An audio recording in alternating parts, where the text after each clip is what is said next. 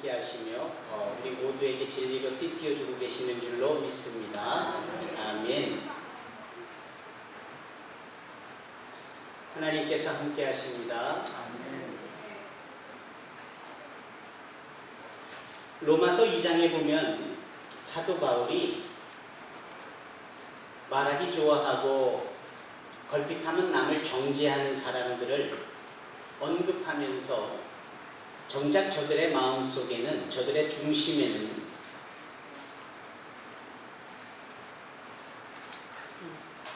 정죄하는 대상자들보다도 훨씬 더 많은 부도덕함과 잘못이 있음을 사도 바울이 지적하고 있습니다. 그래서 너희들이 지적하는 그것을, 너희들이 판단하는 그것을, 너희가 정죄하는 그것을 너희 스스로가 외적으로 연출하고 포장한 가운데 그 중심에서 그 일들을 하고 있으니 정작 그 정죄와 판단을 넘은 하나님의 심판이 너희들에게 있을 것이다. 너희들이 그런 일을 하면 할수록 너희들이 하나님께 받을 그 진노의 심판에 그 이유만을 더 쌓아가게 될 것이다 라고 말씀합니다. 여러분, 호주 사람들이, 원주민들이 사용하는 도구 중에 하나가 부메랑이라고 있습니다. 부메랑의 특징은 던지면 다시 던진 사람 쪽으로 돌아오지요. 이 부메랑을 어느 때 쓰느냐 하면은 음파를 내어서 반사되어지는 그것을 감지한 박쥐들을 잡을 때 이 부메랑을 쓴다고 하는데 말입니다. 이 부메랑의 특징이 던지면 돌아오는 거예요. 그냥 돌아오는 게 아니라 던진 사람에게 돌아오는, 마치 그런 것처럼 사도 바울이 너희들도 동일한 죄악, 아니 그거보다도 더하면서 걸핏하면 남의 흉을 보고 남의 문제 삼고 소위 성경적 표현대로 정죄한다면 그 정죄한 그 정죄의 결과물이 너희들에게 돌아갈 거다, 이렇게 말씀을 해요. 여기에서 우리의 양심이 뜨끔하지 않을 사람이 없지요. 여러분, 이 사도 바울이 로마의 교회에 보내는 편지 가운데 이러한 말씀을 당당하고도 분명하게 써나갈 수 있었던 그 배경을 어디에서 얻었을까요? 저는 그 배경 중에 하나가 오늘 우리 유진 양이 읽은 본문의 말씀이 아닐까 싶습니다. 오늘 마태복음 12장 1절로 8절의 말씀에 등장하는 바리새인들이 딱 그 모습이거든요. 바리새인들이라 하면 우리가 알다시피 하나님의 말씀을 읽고 그 말씀 율법을 깨닫고 그것을 지켜 살아가야 된다라고 강조하는 분들, 그리고 자신들이 그렇게 살아가고 있다라고 자랑하듯이 드러내는 사람들이 바리새인들입니다. 이분들이 그 부분을 지금 표현하는 겁니다. 이야기인즉슨 이런 겁니다. 예수님과 예수님을 함께하는 제자들이 이 밀밭 사이로 안식일에 지나가는 거예요.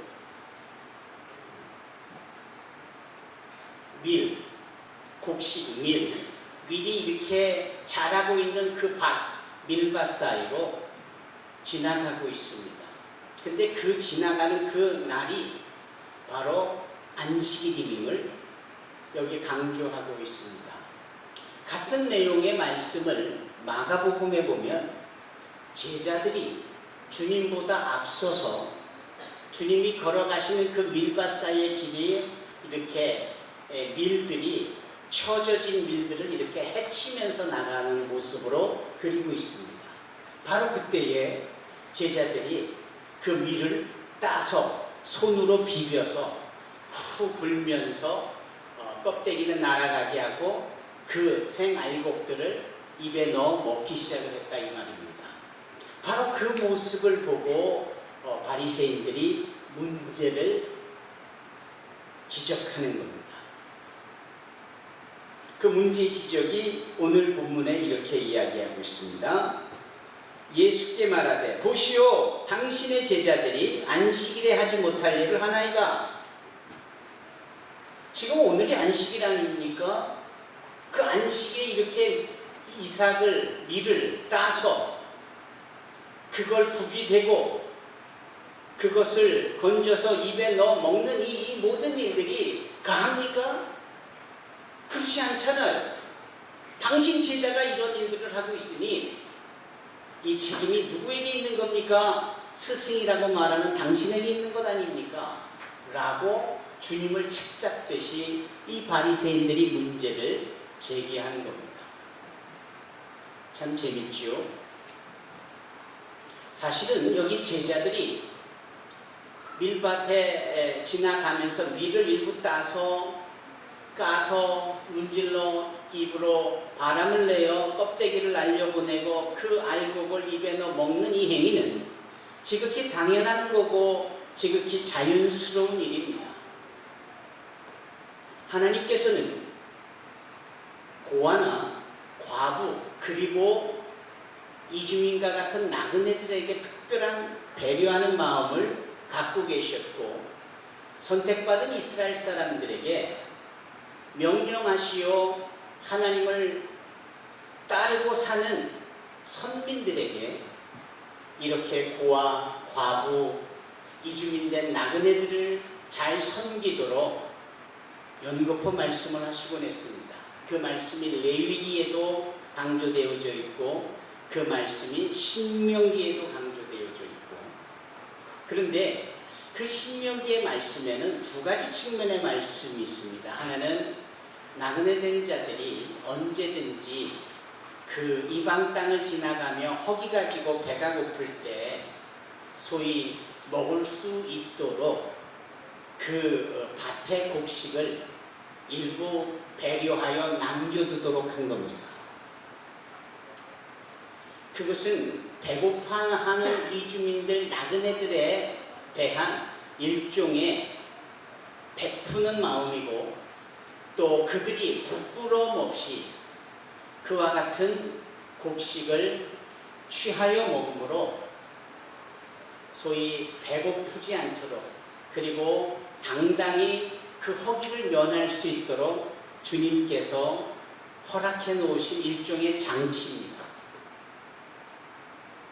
권리가 있으면 또한 의무도 있는데 이렇게 지나가다 배고프면 남의 밭이라 할지라도 이삭의 얼마를 이렇게 따서 손으로 부벼서 하고 불면서 남은 알곡으로 허기를 채울 수 있는 이 권리가 이주민들에게 나그네들에게 주어졌는데 또 하나 그들의 의무는 무엇이냐면 그렇다고 그 남의 밭에 함부로 들어가 납치를 하지 말고 그 좀 허기진 것을 채우면 그뿐이지 그것을 위하여서 네 욕심대로 멋대로 마음껏 도둑질 하셔야 되겠느냐 라는 식의 말씀을 신명기 23장 25절에도 말씀하고 있어요. 그러니까 나그네들에게 배려할 때 그들 또한 감사함으로 주어진 일들을 감사함으로 겸손함으로 행할 수 있어야 하죠. 그러면 여기 제자들이 밀밭 사이로 지나가면서 그 남의 밀을 손으로 일부 따서 입으로 호호 불어가면서 먹은 것은 도적질일까요? 아닐까요? 아닌 겁니다. 그냥 이해가 되는 부분입니다. 우리가 예전에 지금은 그런 모습을 잘 볼 수는 없지만 그냥 여름에 수박이 익어가고 참외가 익어갈 때에 남의 밭에 들어가 소위 설이라는 이름으로 그 남의 밭에 과일을 몇 조각 입에 물고 배어 나오는 이 부분에 대해서 크게 문제 삼지 않던 우리네 문화가 있었습니다. 그런데 그거를 차를 갖다 대고 남의 추수물을 수확량을 다 취하여 가져가 버리면 이건 도적질이 되잖아요. 마치 그러한 논리입니다. 따라서 여기 제자들이 밀을 일부 따먹은 것에 대해서 바리새인들이 문제를 삼는 이것은 사실 바리새인들에게는 그 부분에 대한 부분보다 왜 하필이면 그걸 안식일에 그걸 따먹었느냐, 이걸 문제 삼는 거예요. 이게 참 억지도 이런 보통 억지가 없는 겁니다. 왜 안식일에 밀을 따서 손으로 비벼서 그걸 입으로 호호 불어가며 입에 쳐넣어 먹느냐라는 겁니다. 그러면 먹는 것이 잘못된 게 아니라 그 과정, 밀을 땄다, 손으로 비볐다, 입으로 불어서 껍데기는 날려보냈다, 이 자체를 일로 보는 겁니다. 노동으로 보는 겁니다. 아니, 안식일에는 일해서는 안 되는데, 노동해서는 안 되는데, 어떻게 당신 제자들은 이렇게 일하고 노동을 하느냐? 어떻게 당신은 선생이 된 자가 그런 일들을 허용하고 그런 일들에 대해서 아무런 교훈을 주지 않느냐? 뭐 대충 이러한 이야기입니다. 따라서 이 부분은 제자들에 대한 지적이요 정죄보다 스승이라고 여겨있는 예수님께 정죄하는 것이고, 예수님이 행위를 잘못으로 규정한 부분입니다. 누가요? 이 바리새인들. 그 내용이 여기 12장 1절로 2절까지 있는 겁니다. 그러면 우리는 궁금합니다. 예수님께서 그러실 턱이 없는데, 그걸 모르실 턱이 없는데 도대체 왜 그러셨을까 하는 겁니다. 우리가 몇 주 전에도 제가 3T에 대해서 말씀을 드렸습니다. 첫 번째 T는 telling, 말하는 거예요. 두 번째 T는 teaching, 가르치는 거예요. 세 번째 T는 training으로 훈련시키는 겁니다. 이 훈련을 시키기 위해서는 말로만 되는 게 아닙니다. 훈련이 필요한 공간과 상황이 필요하고, 그 공간과 상황 속에서 직접 어찌 해야 되는지를 몸소 조교가 돼서 보여주는 것. 그래서 그걸 보고 듣고 익혀서 스스로 행할 수 있게 하는 것이 트레이닝, 훈련입니다. 예수님께서 보여주시는 내용들, 그분이 주시는 교훈의 말씀들은 다 그런 식으로 흘러가고 있습니다. 따라서 이 안식일에 구태여 밀밭 사이로 지나가는 이 상황의 설정과 적용도 제자들을 훈련시키기 위한 주님의 계획입니다. 따라서 주님께서 이 상황을 연출해 놓으신 겁니다. 보시죠. 이 연출된 상황 속에서 바리새인들이 등장하고 예수님에 대하여 문제를 제기하는데, 이 부분을 주님께서 바리새인들에게 바른 교훈을 주는 것뿐만 아니라 이 바리새인들을 넘어 사랑하는 제자들에게 주시는 교훈입니다. 그것은 마치 출애굽기를 읽으면 출애굽을 앞둔 이스라엘 백성들 앞에서 하나님께서는 애굽의 바로, 즉 애굽의 왕의 마음을 계속해서 반복적으로 고집스럽게 만들고 강팍하게 만들어서 그 10가지의 재앙을 하나하나 펼치시잖아요. 이 바로가, 애굽 왕이 눈앞에 펼쳐지는 그 끔찍한 재앙을 보며 어찌 하나님을 믿고 싶지 않았겠습니까? 어찌 하나님의 백성들을 내보내고 싶지 않았겠습니까? 그런데도 하나님이 그 재앙을 펼치신 이후에 이 바로의 마음을 더 강팍하게 만드셨다고 그럽니다. 그러니 바로는 하나님 믿고 이스라엘 백성들을 내어놓고 싶어도 그럴 수가 없는 거예요. 바로 이 상황을 보면서 10가지 재앙은 애굽 백성들, 애굽 왕에게 교훈으로 주시려는 것을 넘어 보다 더 적극적으로 이해할 때 하나님이 430년 동안 애굽에서 그들의 종교 성향과 문화에 젖어든 이스라엘 사람들, 택함받은 백성들, 출애굽을 해야 될 당신의 사람들에게 교훈과 훈련을 주시기 위하여 상황을 만드시는 거구나 라고 이해할 수 있는 겁니다. 딱 그런 거죠. 따라서 안식일에 구태여 주님께서는 이 제자들을 밀밭 사이로 함께 가시는 그 시츄에이션을 만드시는 겁니다. 그리고 바리새인들이 거기에 촉매의 역할을 하며 자신들이 지금 뭘 하는지 모르는 채 예수께 딴지를 거는 겁니다. 그때 주님께서 이런 말씀을 하시죠. 다윗이 자기와 그 함께한 제자들이 시장할 때에, 즉 배고플 때에 그들이 행한 일을 읽지 못하였느냐? 그가 하나님의 전에 들어가서 제사장 외에는 자기나 그 함께한 자들이 먹어서는 안 되는 진설병을 먹지 아니하였느냐? 라는 말씀을 느닷없이 주님께서 끄집어내시어 바리새인들에게 말씀합니다. 우리는 이 사실을 이해하려면 구약성경 사무엘상 21장을 찾아보아야 합니다.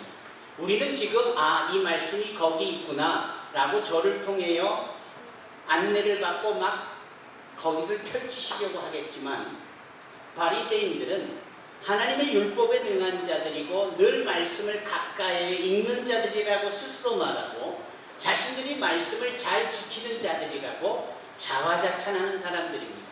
따라서 그들은 어느 말씀을 딱 들이대면 다 아는 정도로 우리가 이해할 수 있습니다. 그 상황에서 주님께서 너희는 옛날 다윗이 행하였던 일을 읽지 못했느냐, 알지 못하느냐가 아니라 읽지 못했느냐, 여기에 소위 말씀을 읽는 것 그 자체가 뭘 의미하는지에 대한 주님의 숨은 교훈도 있습니다.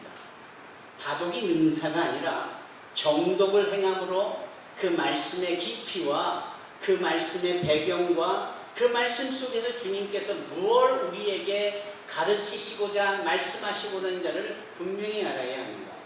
이들은 말씀을 많이 읽는 자처럼 여겼지만 엉뚱한 생뚱맞은 진리 대신 주님 앞에 딴지를 걸고 있으니 주님께서 거퍼 그들에게 말씀합니다. 너희는 다윗의 이야기를 읽지 못했느냐? 그러면 우리가 아는 이 다윗은 어떤 이야기입니까? 그가 노이라는 지역으로 갔을 때 아히멜렉이라는 제사장을 만납니다. 그때 다윗과 함께 했던 그의 군사들 청년들이 있었는데 다 먹지 못해서 배가 고팠습니다. 허기가 졌습니다. 시장했습니다. 그래서 다윗이 아히멜렉이라는 이 제사장에게 우리가 먹을 수 있는 떡 대충 한 5덩이를 좀 줄 수 있겠느냐 라고 요청을 했는데, 이 제사장 아히멜렉이 말하기를 마침 그 떡이 없는데 어떻게 하면 좋은가. 그러나 저 회막 안에는 일주일마다 만들어 한 줄에 6개씩 2줄 12개 덩이를 올려놓은 진설병이 있는데, 이 진설병은 다름 아닌 우리의 먹고 마실 수 있는 음식물을 하나님이 주셨다라는 것에 대하여 감사의 표현으로, 마치 우리가 주중에 모여 예배드리며 헌금 헌물을 드리듯이 그 당시에 요구되어졌던 것이 이 진설병 떡을 준비하여 하나님의 회막 안에 두었던 것입니다. 이것은 일주일이 지나면은 제사장들만 먹을 수 있고 새롭게 만든 또 다른 진설병이 전시가 되어져야 했던 그 내용입니다. 그 떡이 거기 있는데, 따라서 그 떡은 누구만 먹는다? 제사장만 먹을 수 있는데, 제사장이 그 떡을 다윗에게 다윗과 함께한 청년들이 먹을 수 있도록 그 떡을 줬고 다윗이 그 떡을 먹었다 이 말입니다. 이 내용이 사무엘상에 있는데 너희들 그거 읽어보지 못했니? 아니, 배가 고파서 하나님의 떡 진설병까지도 먹는 즈음에 배가 고파서 신명기와 그리고 레위기도 말씀한 바 지나가다가 밭에 있는 남의 밀이나 이삭도 손으로 따서 먹을 수 있는 그러한 권리나 자유가 있으련만 어찌 그것을 문제를 삼노? 주님께서 이렇게 말씀하는 겁니다. 그렇죠? 이 참 12장 1절을 보면 재밌습니다. 왜냐하면 이렇게 시작해요. 그때에 예수께서 안식일에 밀밭 사이로 가실세. 그러면 11장이 끝나고 12장으로 가는 그 길목에 그때에 라는 접속사를 넣은 겁니다. 그럼 어느 때입니까?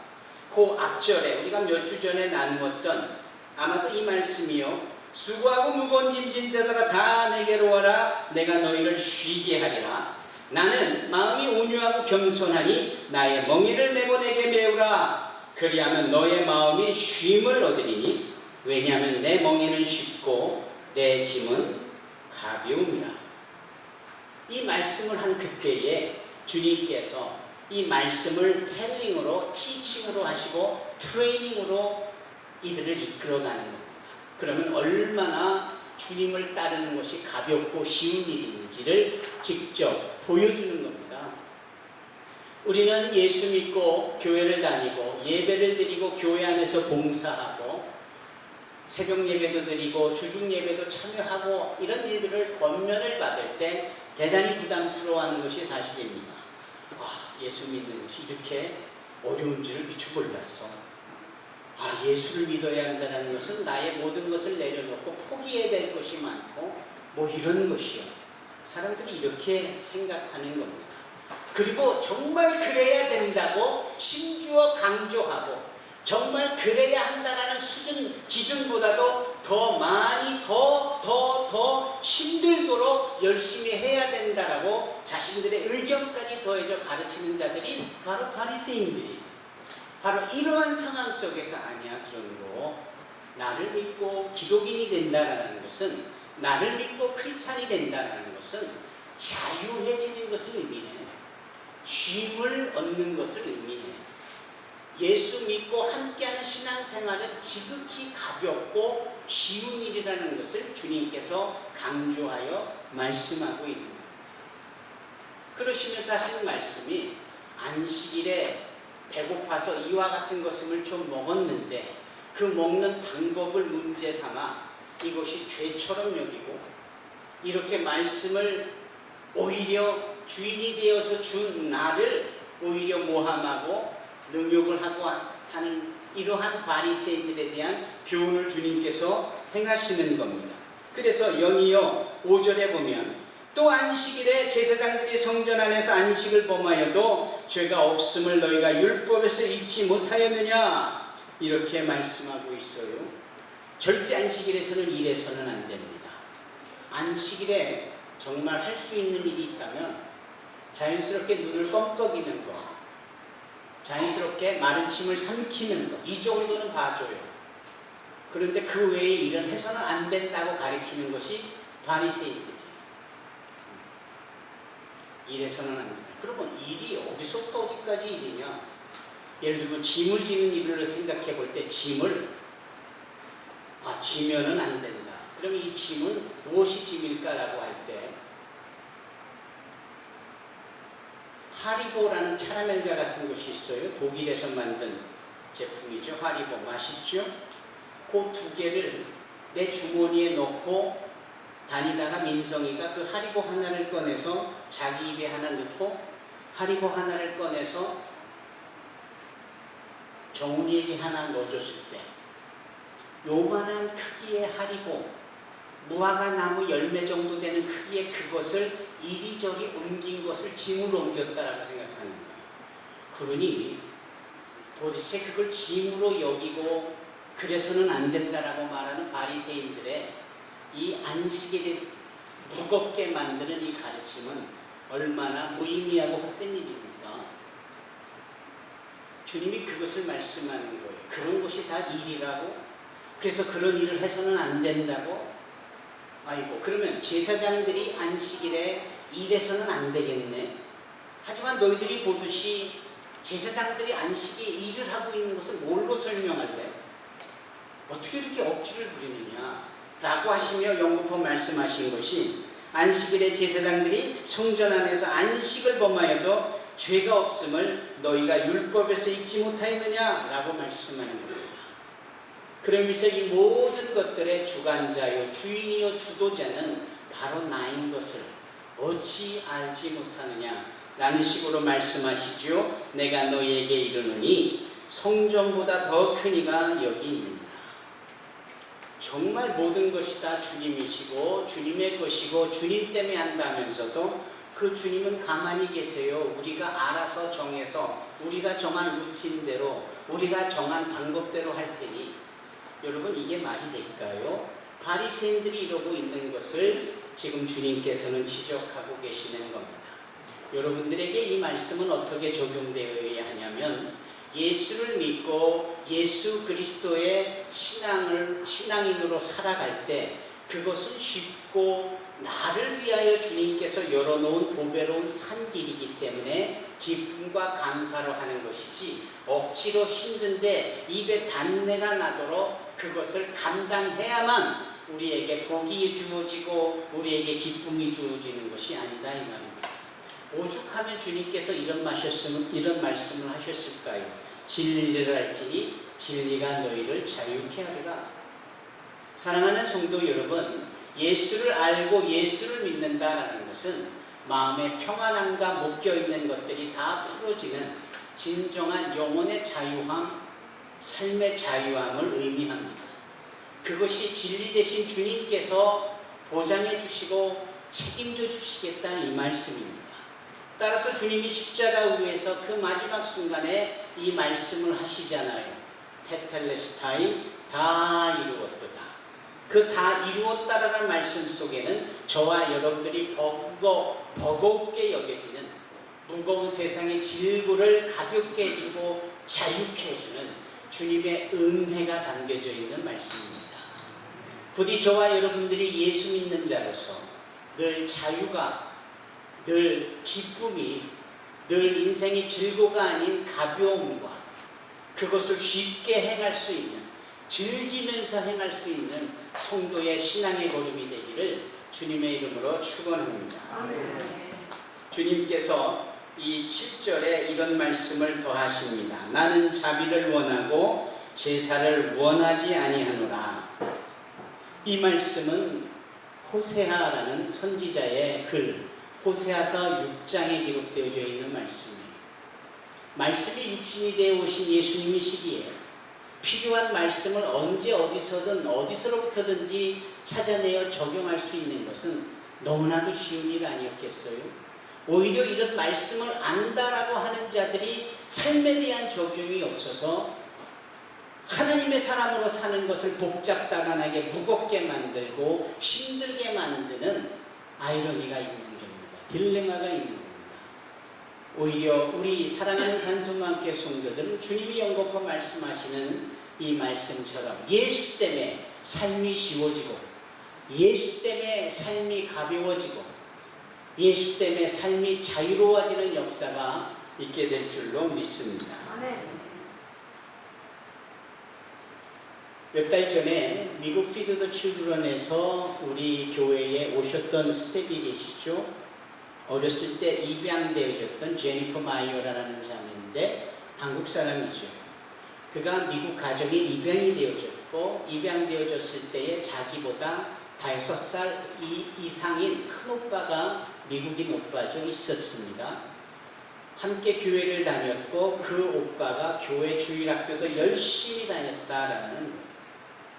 근데 지금 그 오빠는 정말 대단히 공부를 많이 해서 지구의 이런 환경의 문제를 연구하고 대책을 내놓는 과학자가 되어졌고, 저 호주의 국립대학교에 초청되어져서 그곳에서 일하고 있는데, 한국에 7월 달에 한국 정부와 서울대학교에서 환경 포럼을 하는데 메인 스피커로 초청을 받았다라는 거예요. 문제는 이 오빠가 그렇게 열심히 교회를 다녔는데 지금은 교회를 안 다닌다는 거예요. 그래서 자기 생각은 오빠가 과학을 공부하고 더 많은 사회의 학문을 가까이 접하면서 오히려 창조주 하나님에 대한 창조 섭리와 우리 주님의 구원의 계획에 대하여서 오히려 오해를 하고 있는 모습이 생기면서 교회를 다니지 않는 것 같더라. 문 목사님이 꼭 우리 오빠가 한국에 오면은 한번 만나서 말씀을 전해주시면 좋겠다. 그랬습니다. 2번을 만났습니다. 마침 시쿠어 목사님도 같이 가서 만났습니다. 그러면서 만나서 얘기가 단박에 끝날 것 같지 않아서 또 한 번 기회를 얻어서 3일 뒤에 다시 2번째 만났습니다. 그리고 대화를 하면서 주님께서 그의 마음을 만져주셨고 우리의 입술을 주장해 주셨습니다. 단호하게 당당하게 왜 잘 나가던 교회를 안 나가고 그렇게 열심히던 신앙인의 걸음에서 이탈이 되어졌는가. 세상 학문을 공부하다 보니 연구하다 보니 하나님에 대하여서 불신 곧 의심이 생겼는가. 놀랍게도 돌아오는 대답은 아니었었습니다. 그의 대답은 이런 것이었습니다. 나는 예수님을 믿고 하나님의 창조주요 우리의 아버지라는 사실을 지금도 믿어요. 그런데 교회 가고 싶지 않습니다. 왜냐하면 목사님이 그렇게 집요하리만치 자신에게 전화를 걸고 찾아와서는 교회 나와야 된다, 교회에서 봉사해야 된다, 학문을 공부하면 공부할수록 더 하나님을 아는 신앙적 지식이 있어야 된다, 어떻게나 방해가 될 만큼, 아니 학생이 학생으로서 공부하는데 또 전문 지식을 통하여서 박사의 과정 속에 있는 나를 그것을 내려놓고 무조건 하나님의 전에 와서 교회 기도해야 되고 하나님께 지혜를 달라야 그 모든 것이 파스된다라고 말하는 그 목사님의 이런 율법주의적이고 형식적인 부분에 너무 마음의 상처를 입었습니다. 그래서 교회가 싫어졌고 그 교회가 싫어진 부분이 지금까지 교회를 다니지 못 나가게 한 이유가 됐습니다. 라고 고백을 하는 거예요. 그런데 우리를 만나니 교회가 꼭 그런 것만은 아니로구나는 사실을 새삼 알았고, 이처럼 시간을 내어 나와 같은 자를 2번이나 찾아와서 만나주고 하는 이 부분에 감동이 되어줘서 호주로 돌아가고 미국으로 돌아가면 더 열심히 교회에 나가겠노라고. 그래서 다음에 한국에 또 올 기회가 생기면 교회에 나가 회복했던 나의 신앙에 대해서 내가 말할 거라고 이야기를 했습니다. 여기서 저는 오늘 본문의 말씀에 대한 내용과 함께 오버랩되어서 생각해 볼 수 있는 겁니다. 예수를 믿는다라는 것, 그래야 된다라고 강조하고 강요하고 집요하게 밀어지키고 푸시를 해야만 과연 예수를 잘 믿는 것이고 제대로 된 신앙이 되어지는 것일까? 도리어 기독교의 주체요 주인공이 되시는 예수님은 오히려 자유를 말씀하시며, 오히려 편함을 말씀하시며, 오히려 쉼을 말씀하시며, 어렵지 않은 쉬움을 말씀하고 있는데, 우리의 이면 속에는 이런 바리새인적인 우리의 인간적인 방법을 주님의 마음보다 더 앞세우고 있지는 않은지, 사랑하는 성도 여러분, 우리 자신부터 이런 억압적이고 편견적이고 고착되어진 생각으로부터 자유하십시다. 아울러 우리 자녀들에게, 우리 지인들에게 우리 주님이 지어주시는 멍에는 그 매기에 쉽고 가볍다라는 사실을 분명히 제대로 증거하십시다. 오늘 저녁에 우리 교회학교 친구들이 필리핀에 리트릿을 갑니다. 그곳에 가서 이것도 하고 저것도 해야 된다라는 나름대로의 부담들이 있는 것 같았어요. 그러지 말라고 했습니다. 리트릿의 의미는 쉼이요 노는 것이니 가서 마음껏 놀아라. 우리가 지원해 줄게, 우리가 기도해 줄게, 우리가 여비는 다 대줄 수는 없어도 오가면서 불편하지 않고 맛있는 것 먹을 수 있도록 우리가 손 모아 줄 테니까 가서 마음껏 쉬고 마음껏 먹고 마음껏 자고 좋은 과일이 있는 그곳에서, 좋은 해변이 있는 그곳에서 많은 시간을 즐겨라, 이렇게 얘기했습니다. 왜냐하면 이것이 주님의 마음이고 이것이 진정한 주님이 말씀하시는 리트릿이기 때문입니다. 여기서 잠깐 우리는 이러한 부분에 있어서 무조건 재밌고 그렇게 쉬다가 놀기마다 오면은 그럼 성공적인 리트릿인가?